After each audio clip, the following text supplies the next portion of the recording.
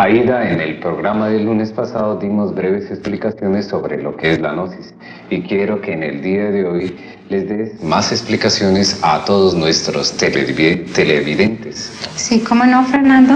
Gnosis es el conocimiento que se preocupa por los problemas del ser humano y se presenta ante la gran crisis emocional contemporánea por la cual está pasando la humanidad entera. Los estudios gnósticos traspasan todo nivel de conocimiento y toda rutina de la vida. Además, busca el equilibrio del hombre en todos los campos del saber humano para descubrir y aplicar debidamente las fórmulas científicas que proporcionan la vida al hombre, el conocimiento integral para conocerse a sí mismo, para dejar de ser una máquina humana. La gnosis, con su lenguaje y conocimiento dinámico, es algo desconcertante y a la vez agradable para el hombre contemporáneo. La actitud de la gnosis en el fondo es muy moderna.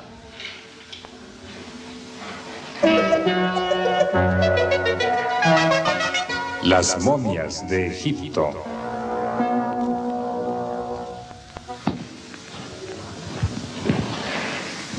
A petición del público y aprovechando la visita del doctor Samael Aumbeor, lo presentamos nuevamente en este programa para que platiquemos sobre una gran variedad de temas.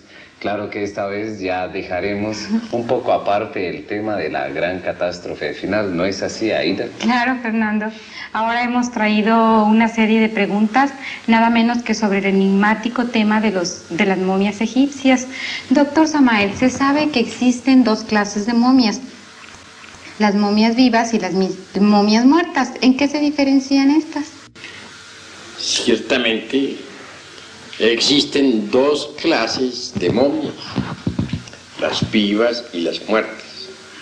Junto a las muertas aparece siempre en los sarcófagos un vaso de alabastro contentivo de vísceras del difunto.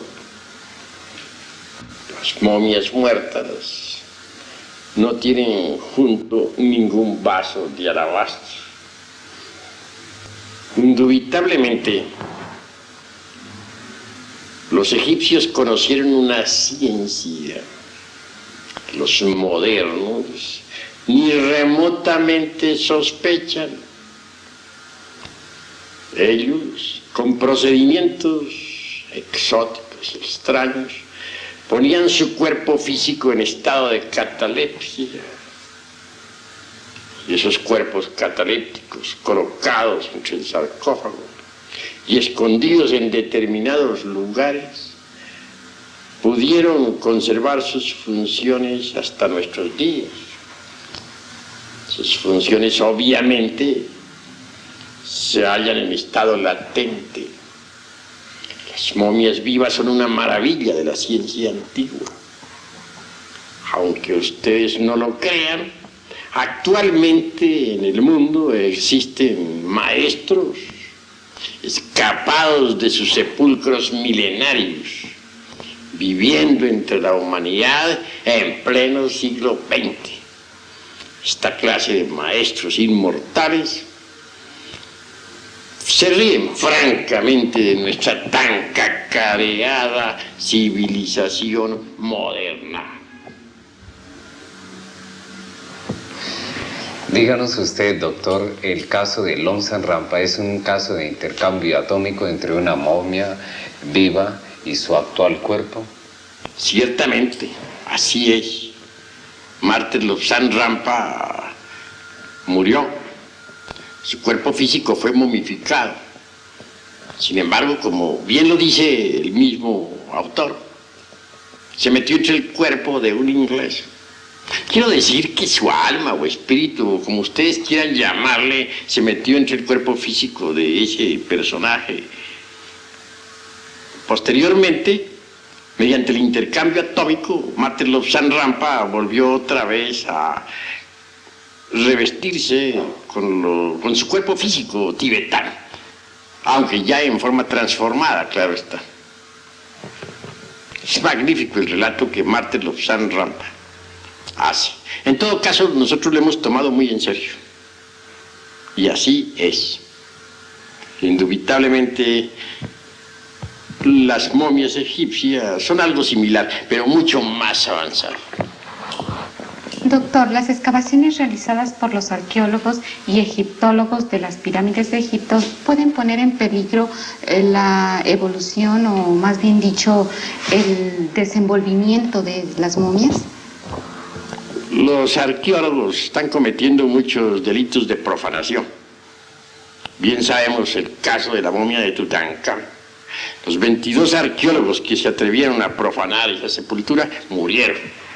Y que sepan los modernos que los antiguos eran más sabios y que inútilmente intentarán burlarse de las amenazas hechas pues por los sabios de la antigüedad y escritas en los muros invictos de esas sepulturas sagradas. En todo caso, abrir tales sepulturas es un peligro verdaderamente. Empero, las momias vivas no serán encontradas tan fácilmente.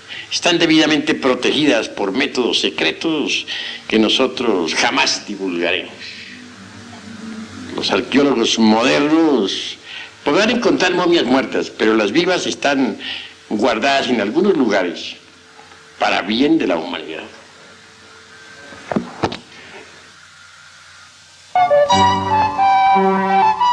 ¿Sabía usted que...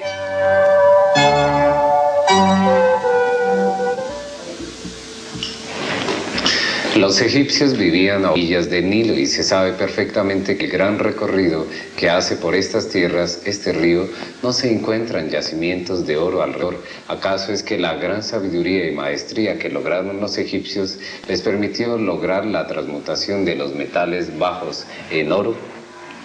Ciertamente los egipcios sabían transmutar los metales bajos en oro.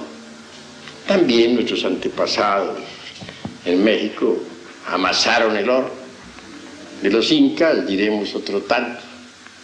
Así que es verdad que en los antiguos tiempos existieron verdaderos alquimistas capaces de transmutar plomo en oro.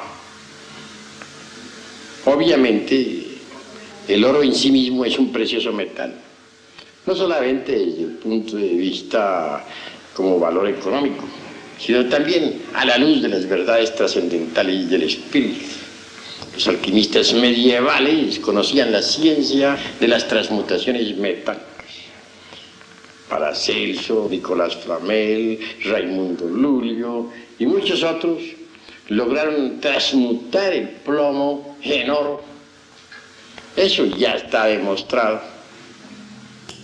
Doctor, si los egipcios tuvieron tal capacidad para transformar el plomo en oro, ¿qué podría hacer una mujer para lograr dicho poder?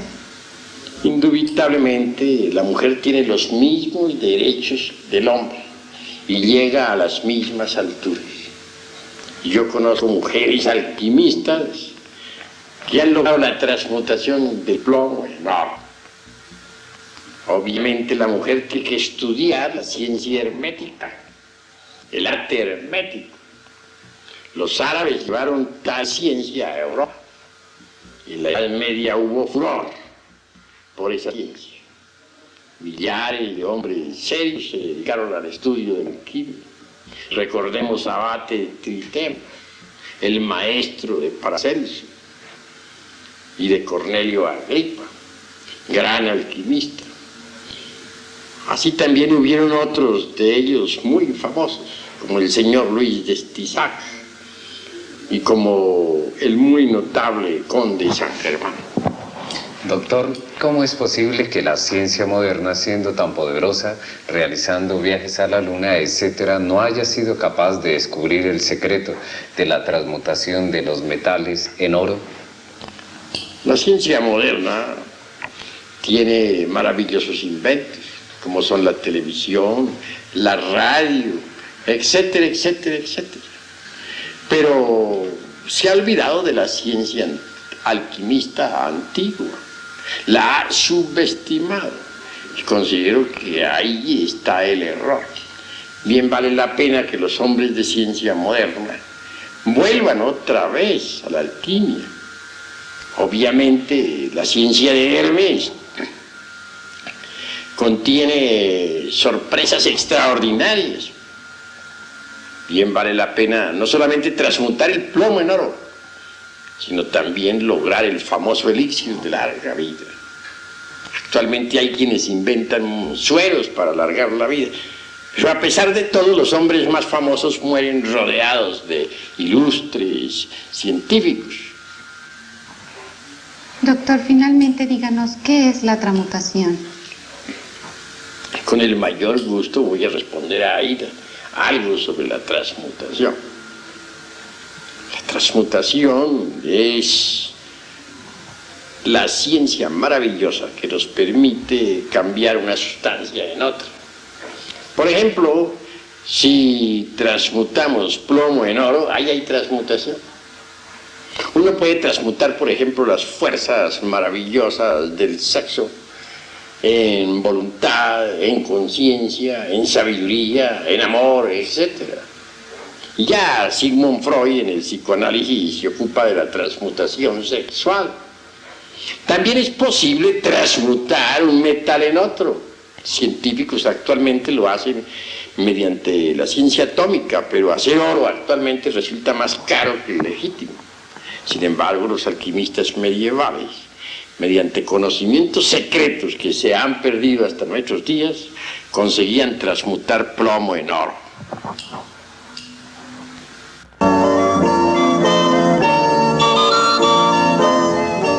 La alquimia.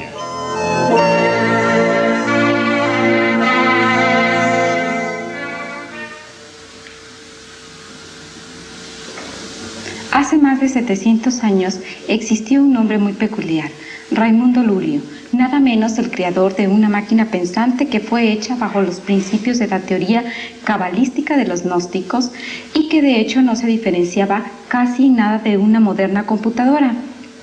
¿Es cierto, doctor, que Raimundo Lulio, a pesar de que han pasado 700 años, aún sigue viviendo?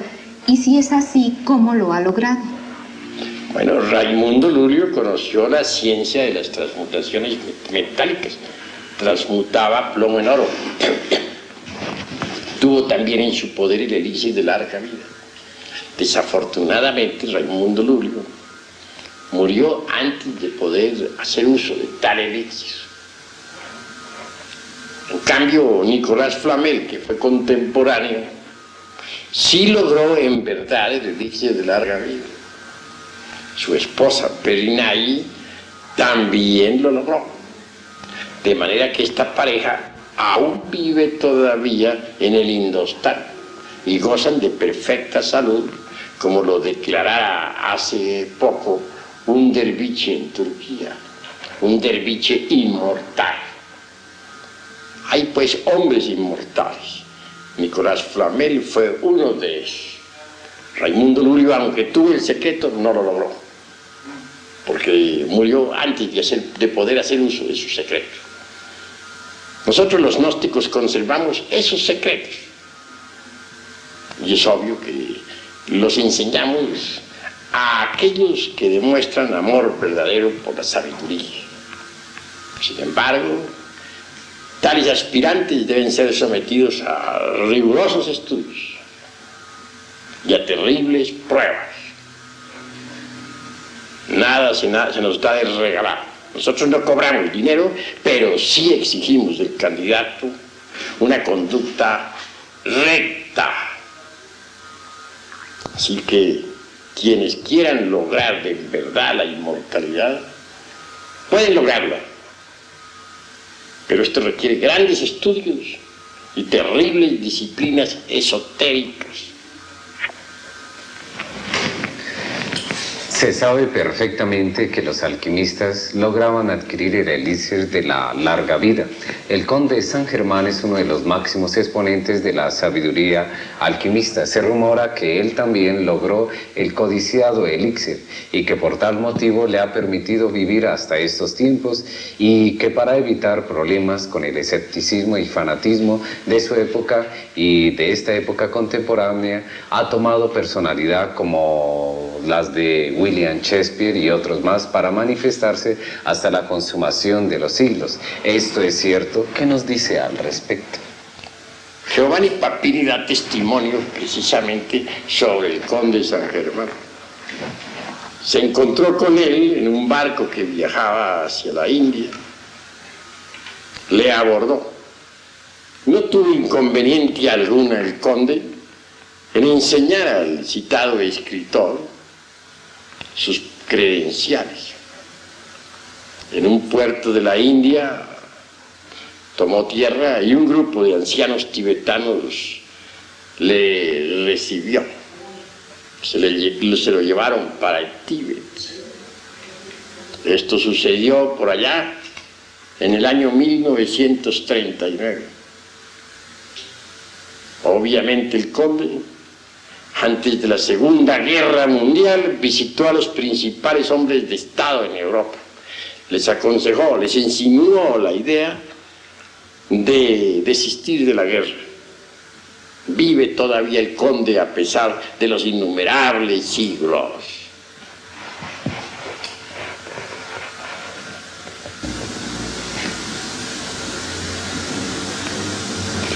Otro de los excéntricos alquimistas de la antigüedad y que se supone lograron la eternidad al haber encontrado la piedra filosofal fue Nicolás Flamel. ¿Qué nos puede usted decir al respecto? Bueno, Nicolás Flamel, gran sabio alquimista, grabó en los muros invictos del templo de Nuestra Señora de París símbolos magníficos, alegorizando las distintas etapas de la alquimia. Él enriquecía a Europa con sus fundaciones y sin embargo se conservaba pobre. Nicolás Flamel ha sido pues un hombre enigmático. Como ya dije, vive en la India actualmente junto con su esposa Perrinaille. Posee el elixir de larga vida y la piedra filosofal. A muchos podrá parecerles exagerado lo que estamos diciendo. Obviamente esta clase de declaraciones están fuera del ambiente en que nos encontramos. Pero la verdad es la verdad y hay que decirla cueste lo que cueste. Doctor, también se dice que los derviches danzantes de Turquía fueron otros grandes alquimistas. Díganos cómo trabajan ellos y cuál es la finalidad de trabajar en la alquimia. Hay 30 derviches danzantes inmortales en Turquía. Se reúnen cada 20 años en ese país. Ellos, mediante la ciencia de la alquimia, consiguieron inmortalizarse. Todo alquimista es un mutante. El cuerpo del alquimista tiene que pasar por 3 etapas definidas. Primera, reincrudación. Segunda, revitalización. Y tercera, mutación. Así que cualquier alquimista auténtico es un mutante. Nosotros los alquimistas conocemos la ciencia de la vida y la manejamos. La ciencia oficial no conoce la ciencia de la vida. Nosotros sí la conocemos y podemos inmortalizarnos.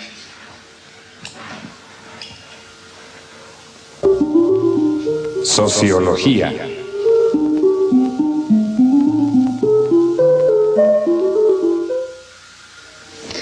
Todos los mexicanos somos grandes amantes de las corridas de toros. Ni qué digamos del amor que sienten por este arte de los toros los potosinos. Lastimosamente nadie ha conocido cuál es el verdadero origen de las grandes faenas con los toros. Es bueno que de una vez por todas quede aclarado que el arte taurino no es algo mecánico, sino algo trascendental. Doctor Samael Aumbeor, ¿qué luz nos puede dar usted sobre este tema? En nombre de la verdad tenemos que afirmar que tal arte es antiquísimo. Ya en el templo de Neptuno de la sumergida Atlántida se realizaba el toreo. Entonces resplandecían en el ruedo los 12 signos zodiacales.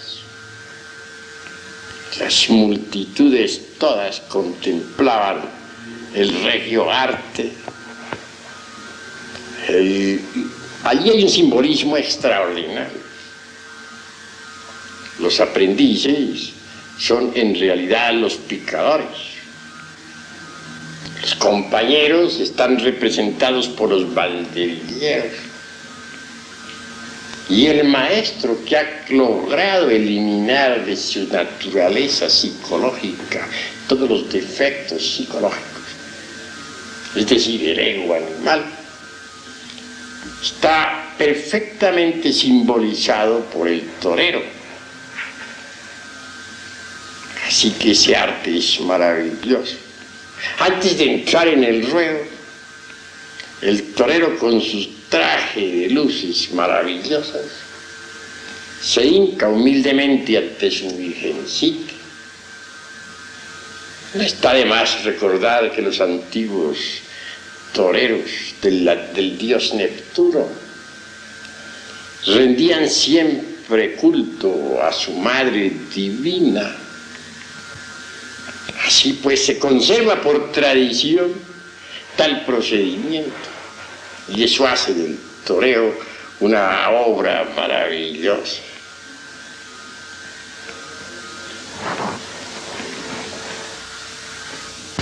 Qué extraordinario y qué maravilloso es el significado que nos acaba de dar del arte taurino, doctor. Nos gustaría que nos siguiera platicando sobre esto. El esoterismo taurino es portentoso. Los grandes sabios de los tiempos idos escribieron preciosas obras sobre el esoterismo taurino. Indubitablemente el toro alegoriza al ego animal, es decir, al yo de la psicología experimental que todos llevamos dentro y que es un manojo de deseos, pasiones, odios, etcétera, etcétera, etcétera. Las vestiduras del torero son también altamente simbólicas. La espada, por ejemplo, representa a la voluntad que necesitamos para dominarnos a sí mismos, para controlar nuestras pasiones animales. La capa viene a representar en forma enfática la sapiencia, la sabiduría, y en general todo lo que existe pues en el arte taurino resulta profundamente alegórico. El esoterismo taurino nos lleva a la sapiencia. Le agradecemos mucho, doctor Samael Onbeor, sus contestaciones han sido formidables, muy interesantes para el público potosino. Esperamos contar siempre con su atención. Se despide de ustedes Aida Berliavsky. Bueno, y también antes de despedirme en esta noche, les hacemos la invitación especial a todos los televidentes para que asistan a nuestras conferencias sobre toda esta serie de conocimientos en Mariano Otero 626. Muy buenas noches. Buenas noches. Buenas noches.